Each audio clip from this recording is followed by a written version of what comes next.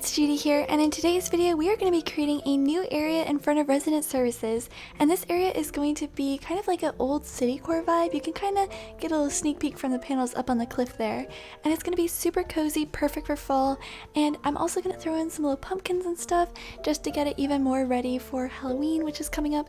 I know it's in like more than a month, but there were some new Halloween items or new pumpkin items in the recent August update, and they were super cute, so it just got me in the spirit of starting to use the pumpkins to decorate again. So without further ado, the first thing we're going to be doing is a little bit of terraforming. The items you're going to need are a simple panel, a cutting board, log bench, sticky lantern, cutting board, log bench, fountain, Cello, mic stand, ironstone fencing, utility pole, simple panel, stall, simple panel, street lamp, sticky arch, sticky tower, hedges, lecture hall bench, simple panel, mountain bike, garbage can, street lamp, sticky tower, stall, simple panel, simple panel, simple panel, simple panel, simple panel, simple panel, simple panel, simple panel, simple panel, simple panel, simple panel, stall, simple panel, simple panel, simple panel. Lots and lots of simple panels, but they're going to create a really cool effect. We're actually going to be making buildings with them, which I think is pretty cool. So I'm going to grab out the cliff construction tool, and I'm just going to create a wall right in front of resident services.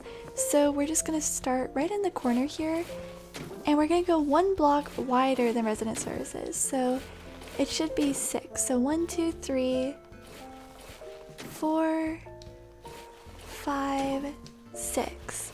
And the reason that you're going to be making this 6 wide is you're going to be putting stalls on top to make roofs, and the stalls are 2 blocks wide, so that's why you need an even amount of land.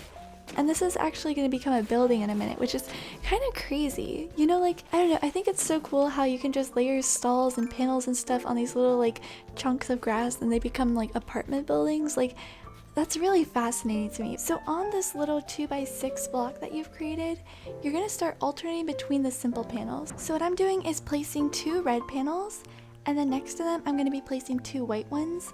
And I do this in sets of 2 because it makes them look more like separate buildings that are just pushed up right next to each other, kind of like you'd see in a real apartment complex.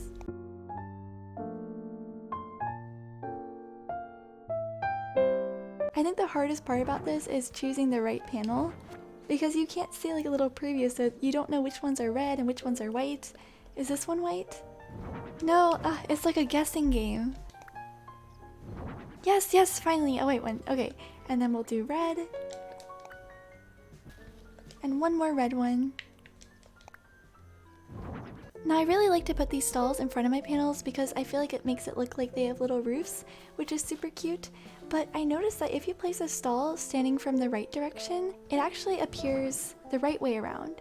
You can see that the stall is facing the front, that's how you want it to be. But if you place it from the left direction, it'll actually go down backwards. So as you can see, the stall is facing towards the buildings rather than in front. So that's why when you're building your little tab here, which is so that you can place this stall easily and then climb down, otherwise there's not going to be room for you to stand up there, definitely make sure to make your little tab on the right side of the rectangle.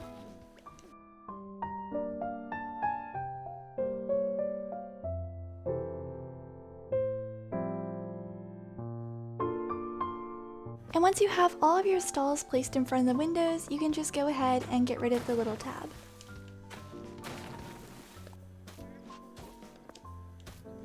Now for the next part, I'm going to be creating kind of like a little garden space in front of the buildings. So to do this, I'm going to start by taking some stone bricks.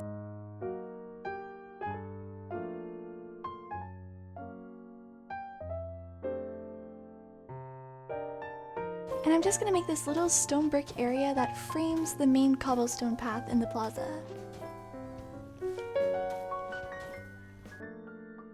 I think one of my favorite parts about designing areas is when you just get to experiment with like different patterns and overlay like stone bricks on top of cobblestone. And you can also see I placed some little leaves on the cobblestone too, like some leaf patterns, to make it look like some of the leaves had been falling and they landed on it. And I feel like it's little details like that that really just make the area come to life.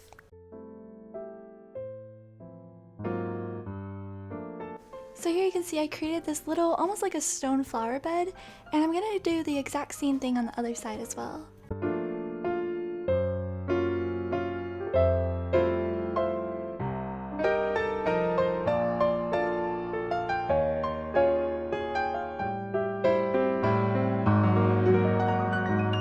So there you can see the little stone brick frames. Now I'm just going to continue the simple panel pattern the same way that it is on the top on the bottom to make the first floor of all the buildings.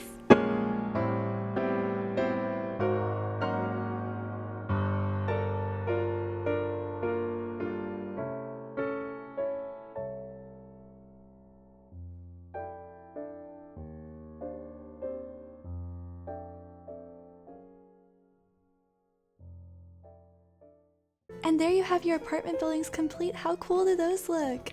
I really love these, and also when you're walking between them, I feel like the stalls also help so that you don't see how flat the panels are when you walk through. You know, it looks like they're actually buildings, and I also absolutely love how they frame resident services like that. It almost looks like a clock tower between the buildings, so that is super cool. So now we get to be a bit more creative, so you can start decorating your little flower beds however you'd like, really. So what I'm going to do is use some hedges, and I'm just going to put one hedge here, and then I'm just going to throw in a utility pole. I feel like this brings in that sort of city core aspect of the design. Now another thing to note is I am going to be framing in the little stone brick area, but rather than just placing down fences in a straight line, what I'm going to do is I'm going to break up the fence a little bit. So instead of placing a fence right here, I'm going to place a trash can. And that way we can keep the city clean and make sure that nobody is just littering on the streets. And another thing that I thought would be cute is putting in a little mountain bike, so it looks like maybe one of the villagers living here actually uses their bike to get to work. So they keep their little bike just in front like that, and I think that looks really cute, and it looks a bit better than just having like a flat row of fences, you know? It adds a bit more texture, a bit more appeal to the design. And then right on the end here, I'm going to be placing a street lamp, and I'm going to do that on both sides too, just to make the entrance look a little bit more grand. So I'll place one on the corner there and one on the corner here. And you don't have to do this next part because I know it's not really October yet, but I did want to play around with some of the pumpkin decorations because I am getting super excited for fall. So I thought it would be cool to put down some of the spooky lanterns on the entrance here, and that just kind of shows you how you could decorate this area for different seasons. I think that one of my favorite features of Animal Crossing is actually the fact that it even has the different seasons, and also the way that you can change things up to match those seasons. So I definitely do like to include some seasonal items in my builds. Now to finish the other side, I'm just going to make a little stone brick fence going right around the corner because I feel like it encases the area quite nicely. And I guess I'll place one more fence right over here. And then rather than having the fence continue right here, I'm actually going to be breaking it up using a park bench. And my idea behind this is maybe it's like a little bus stop where villagers come and they wait for their ride. Maybe not all the villagers have bikes like this guy does. And actually, I think I want to add in like one little hedge right here as well. I think that could look quite nice. Now, if you don't want to break this stone tile because it does create this gap that you see around the tree, but you still want to use bushes, there's a couple ways to do this. So one way is you could use an umbrella. So you could use an umbrella like that resembles a bush. And another option is you could use some hedges, just like that. Then if we place our little bench back, now with the hedge there, you can see that the area starts to look a little bit more natural and a little bit more like there might be a small garden in front of this building. So now you have your backdrop complete. And also for the front here, I just alternated the fences with some different colored flowers because I thought that that matched the theme quite nicely. And again, I just think that the fences look better if you break them up rather than just leaving them in a straight line. So now for the centerpiece, I'm going to be putting in a fountain. I've mentioned this in some of my past videos, but one of my favorite things in real life is fountains and waterfall and just running water in general.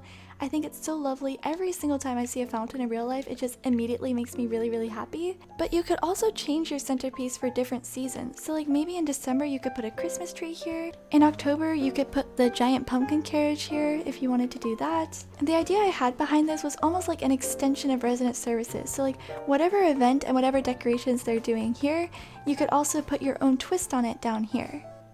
Now, since it's not a special event quite yet, I'm just going to be putting down a standard fountain. Then right next to it, I'm just going to use some wood planks to create this little stage. And I thought this could be quite cute. Maybe there could be some street performers that come visit. I was actually decorating this area on Saturday, so KK Slider was playing, and I couldn't figure out what to put on this side, and then I looked at him and I was like, you know what, let me make a little musical area. So we're not going to do anything too complicated, we'll just put down a little mic stand. Usually when people are performing on like a little stage like this, it's just temporary, so there's not too many instruments. That being said, you can put anything you want in this plaza, so if you want to have a whole orchestra, go for it. I mean, that would be really elegant looking. On this side, I was thinking it could be cool if we could make our own little special events. So like, what if there was a pumpkin carving event in Animal Crossing? I mean, how adorable would that be? So I figured I would set up my own pumpkin carving event. So here I'm just putting down these little log benches, like they're like little tables that people could come to carve their pumpkins at, and also some little cutting boards just to help you carve them, also without damaging the table. And that is my little fountain plaza in front of resident services.